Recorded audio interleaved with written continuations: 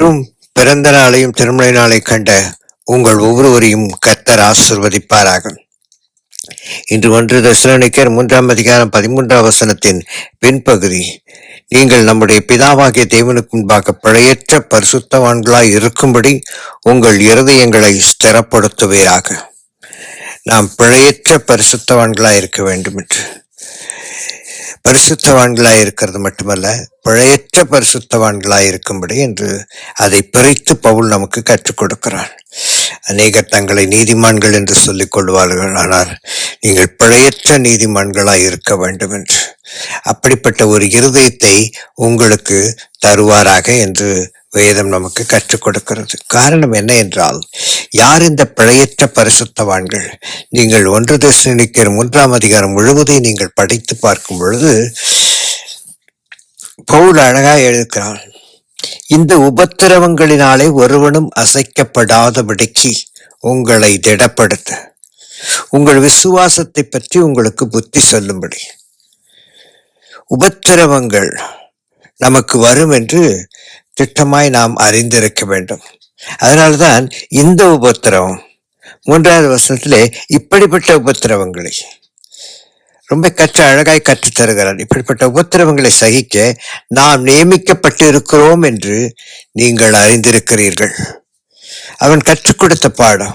உபத்திரவம் உங்களுக்கு வரும், அதுவும் இப்படிப்பட்ட உபத்திரவங்கள் உங்களுக்கு வரும். நமக்கு உபத்திரம் வரும் என்று நாங்கள் உங்களிடத்தில் இருந்த பொழுது உங்களுக்கு முன்னே அறிவித்தோம் என்று 4ஆம் வசனத்தை சொல்கிறான். அப்படியே வந்து நேரிட்டது என்று அறிந்திருக்கிறீர்கள். அப்படியானால் அந்த சபைக்கு முன்பே அவர்கள் அறிவித்தார்கள். நீ அப்படி இருப்பாய் இப்படி இருப்பாய் என்று சொல்லுகிற இந்த காலங்களில் பவுல் மூலமாய் அந்த சபைக்கு அறிவிக்கப்பட்டது, உங்களுக்கு உபத்திரம் வரும் என்று. இப்படிப்பட்ட உபத்திரவங்கள் நீங்கள் சகிக்க வேண்டும் என்று அவன் கற்றுக் கொடுத்திருந்தான். அவன் சொன்னபடியே அவர்களுக்கு அப்படிப்பட்ட உபத்திரமும் வந்தது. அந்த உபத்திரத்தை அவர்கள் எப்படி கையாண்டார்கள் என்பதற்காக அந்த வசனத்தில் நாம் பார்க்கிறோம். சோதனைக்காரன் உங்களை சோதனைப்படுத்தினது உண்டோ என்று உங்கள் விசுவாசத்தை அறிவிக்கும்படிக்கு நான் ஒரு தீமோத்தேயை அனுப்பினேன் என்றார். அப்படி என்றால் உபத்திரவத்திலே சோதனைக்காரன் உங்களுக்கு என்ன கற்றுக் கொடுக்கிறான்? கோபம், எரிச்சல், பொறாமை.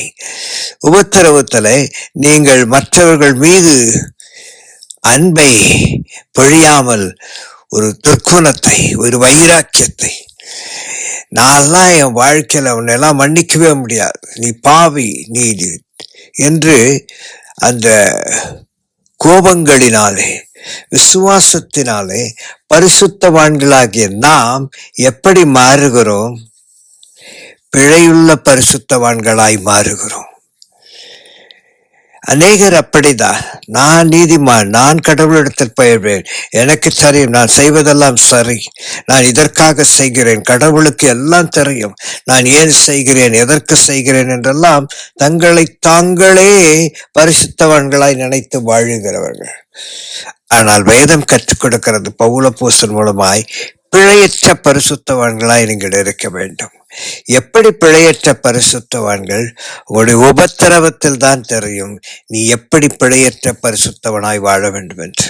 அந்த உபத்திரவத்தில் அவன் விசுவாசம், அவன் நம்பிக்கை, அவனுடைய பொறுமை, அவனுடைய எதிர்பார்ப்பு, அவனுடைய காத்திருப்பு, இதுதான் பிழையற்ற விசுவாசம்.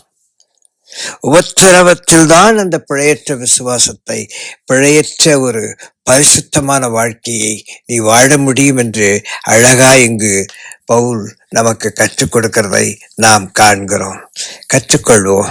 பிழையற்ற ஒரு விசுவாசம் அல்லது பிழையற்ற ஒரு பரிசுத்தவானாய் நான் இருக்க வேண்டும் ஆண்டவரே.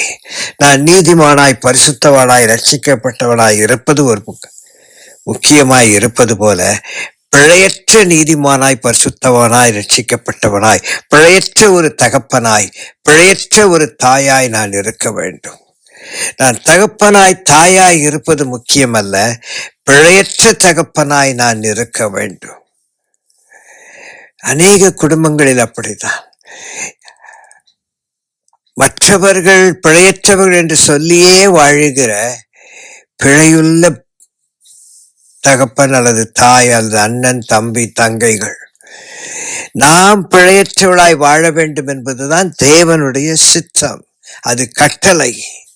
அதை நிறைவேற்ற நம் விசுவாசம் அங்குதான் வெளிப்படுத்தப்பட வேண்டும். நல்லா இருக்கும் பொழுது விசுவாசிப்பது வேறு. ஆனால் நமக்கு உபத்திரவங்கள் வரும் பொழுது விசுவாசிக்கிறதான் பிழையற்ற விசுவாசம். அந்த பிழையற்ற என்ற பகுதிதான் நாம் கற்றுக்கொள்ள வேண்டிய மிக மிக முக்கியமான பாடம். ஆண்டவரே, நான் பிழையற்ற நீதிமானாய், பிழையற்ற ஒரு பரிசுத்தவானாய், பிழையற்ற ஒரு பிள்ளையாய், அநேகர் நான் கடவுளுடைய பிள்ளை, கடவுள் கூட என் அன்பு மகனே என்று சொல்வார்கள். ஆனால் பிழையற்ற மகனாய் நாம் இருக்க வேண்டும். தாவீது பிழையுள்ளவனாய் இருந்த பொழுது உபத்திரவத்தில் அவன் வேதனைப்பட்டு தன்னுடைய பிள்ளையை கூட இழந்து போனான்.